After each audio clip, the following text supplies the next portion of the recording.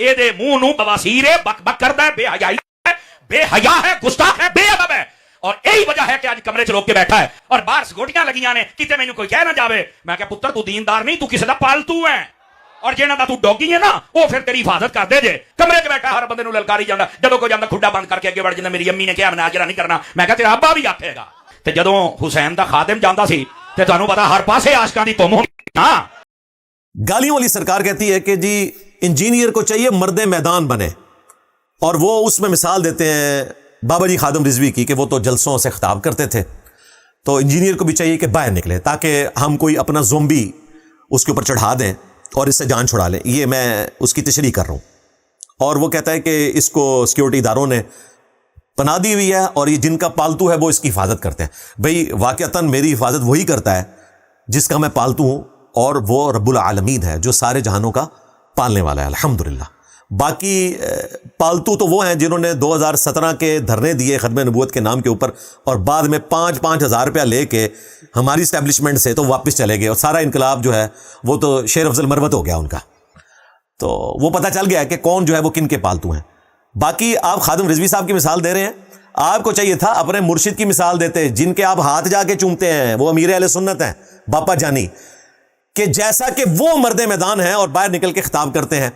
1996 میں جب میں انجینئرنگ یونیورسٹی میں سیکنڈ ایئر میں تھا، آج سے 30 سال پہلے، آج ہے 3 مئی 2026، 30 سال پہلے باپا جانی پہ لاہور میں قاتلانہ حملہ ہوا، 2 یا 3 ان کے ساتھی شہید ہو گئے. وہ دن ہے اور آج کا دن ہے، باپا جانی باہر نہیں نکلے.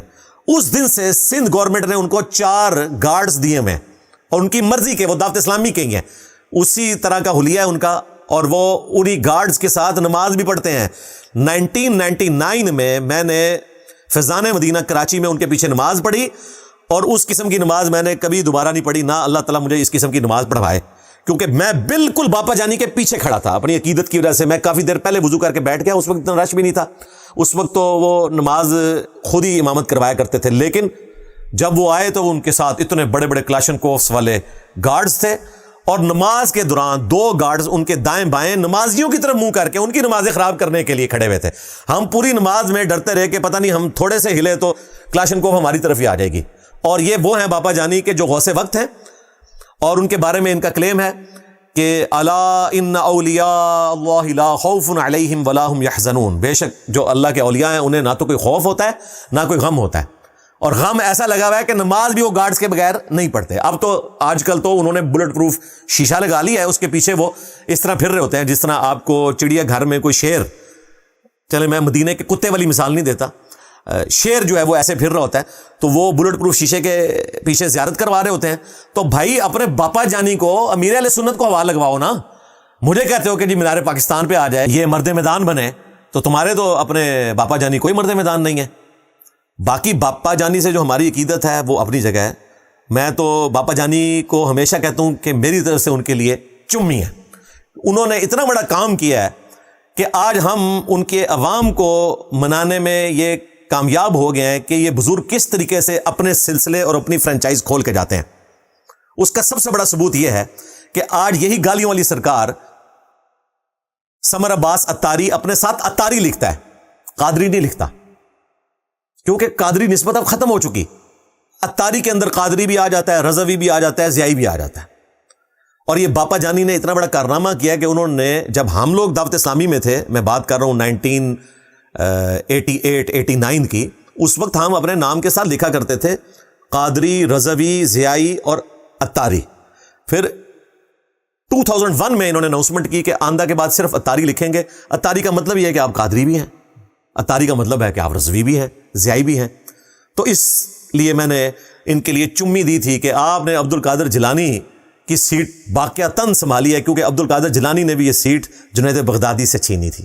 لو سامو، ہاں کشف المحجوب کھول کے دیکھیں، جو تصوف کے 12 سلسلے ہیں ان میں ایک سلسلہ جنیدیہ ہے. قادری ایگزسٹ ہی نہیں کرتا، کیونکہ علی بن عثمان حجویری المعروف داتا گنج بخش، جنہوں نے کشف المحجوب لکھی، یہ فوت ہوئے ہیں 465 ہجری میں، اور شیخ عبد القادر جیلانی ان کے مرنے کے 6 سال کے بعد پیدا ہوئے ہیں 471 ہجری میں.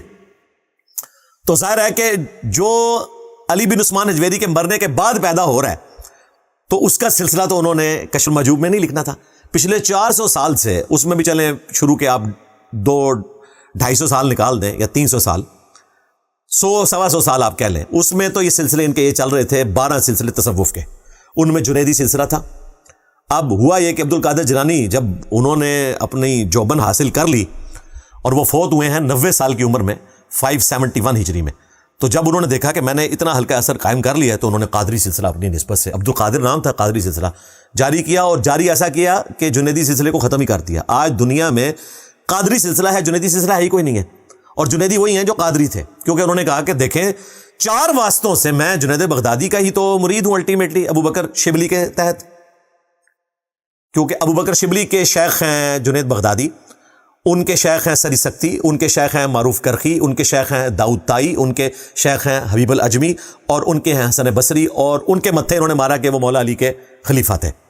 حالانکہ امام مسلم نے صحیح مسلم کے مقدمے میں لکھا ہے کہ حسن بصری کی ملاقات سماعت کے پوائنٹ آف ویو سے کسی بدری صحابی سے ثابت ہی نہیں ہے سوائے سعد ابن ابی وقاص کے. امام مسلم نے سلسلہ عالیہ قادریہ کے اوپر اس کے گلے پہ آرا چلا دیا یہ کہہ کے کہ حسن بصری کی ملاقات صرف ایک بدری صحابی سے ثابت ہے, سعد بن ابی وقاص, جن کا نام سعد بن مالک بھی ہے, اور وہ بھی اس لیے کہ وہ 56 ہجری میں فوت ہوئے. مولا علی تو 40 ہجری میں فوت ہو گئے تھے. حسن بصری کی کوئی سماعت مولا علی سے ثابت نہیں ہے. یہ امام مسلم نے مقدمے میں لکھا ہے, صحیح مسلم کا حصہ ہے. دوسری طرف علی بن عثمان حجویری جو ہیں وہ 2 واسطوں سے ابو بکر شبلی کے بیعت میں آتے ہیں, اور پھر وہ سلسلہ پیچھے وہی چلتا ہے. یعنی عبد القادر جیلانی کو ابو بکر شبلی تک پہنچنے کے لیے 4 واسطوں کی ضرورت ہے, علی بن عثمان حجویری کو 2 واسطوں کی ضرورت ہے, اور ان کے اوپر پھر پیر ہیں ابو بکر شبلی کے شیخ ہیں جنید بغدادی. تو الحمدللہ جو فرینچائز جنید بغدادی سے چھین کے عبد القادر جیلانی نے اپنے نام پہ کی تھی قادری سلسلے, میرے باپا جانی نے, ہائے میرے باپا جانی جیسا تے ہے ہی کوئی نہیں, سلسلہ قادریہ تے ہے ہی کوئی نہیں, کیونکہ انہوں نے اس کو اتاری سلسلہ بنا دیا, اور یہ ان کا رائٹ ہے. اگر عبد القادر جیلانی کا یہ رائٹ ہے کہ وہ جنیدی کو قادری بنائے, تو میرے بابا جانی کا رائٹ نہیں ہے کہ وہ قادری کو ختم کر کے اتاری بنائے. چمی بابا جانی آپ کے لیے, جزاک اللہ خیرہ, آپ نے مسئلہ حل کر دیا. انشاءاللہ آپ کے بعد کوئی اور آئے گا اور اتاری کو بھی ختم کر دے گا. ویسے ایک بابا ہے وہ جیل میں بیٹھا ہوا ہے جس نے سارے بابے پڑھ کے رہتے نے, میرے نبی سا ہے ہی کوئی نہیں, تیرے بابے تھے شاہ ہی کوئی نہیں. الحمدللہ. گالیوں والی سرکار سمر عباس قادری حفظہ اللہ تعالیٰ کہتے ہیں کہ انجینئر کا حال یہ ہے کہ جب کبھی علماء مناظرے کے لیے جاتے ہیں, یہ اندر سے کنڈی لگا لیتا ہے اور کہتا ہے میری امی نے منع کیا ہے. او میرے بھائی, اس رمضان میں تم نے دیکھ لیا تمہارا پیٹی بھائی, ہاں گلے پھاڑنے والی سرکار حضرت معاذ اللہ, ناشتے والی سرکار, جنہوں نے ٹرمپ صاحب کا ناشتہ تم لوگوں کے مشورے سے کیا. وہ کہتا ہے میں سارے فرقوں کے علماء سے مشورہ کر کے گیا تھا. اس نے ٹائم دیا, اور اینکر نے اس کی وہ آڈیوز جو خود ریکارڈ کر کے بھیجی ہوئی تھی وہ پبلک میں عام کر دی, اور پتہ چل گیا کہ یہ تو بھاگے ہوئے ہیں. چلو ہم نے آفر آج دوبارہ سے اس کیمرے کی برکت سے تمہارے سامنے رکھ دی ہے, اپنا بڑا امیر اہل سنت لانچ کرو. اور اگر وہ یہ سمجھتا ہے کہ وہ بات نہیں کر سکتا, وہ ویڈیو میں کسی اور کو نامینیٹ کرے. تمہارا مفتی منیب الرحمان جو مفتی اعظم ہے وہ نہیں آ سکتا, وہ کسی کو نامینیٹ کرے ویڈیو میں اور کہے کہ اس کی جیت میری جیت, اس کی ہار میری ہار, اور میری ہار میرے فرقے کی ہار ہے. تو انشاءاللہ تعالی ہم علمی گفتگو کرنے کے لیے تیار ہیں انشاءاللہ تعالی, کوئی مسئلہ نہیں ہے. تو یہ جو تم واقع بیان کرتے ہو یہ سب کے سب لوگ زبردستی آئے ہیں جتنے آئے ہیں, اور یہاں گھسنے کی کوشش کی ہے.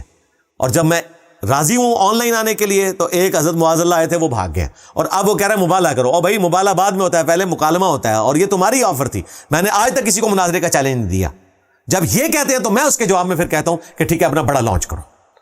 تو یہ بھی ان لوگوں کی جو ایک فراڈ والی بات تھی وہ ختم ہوئی.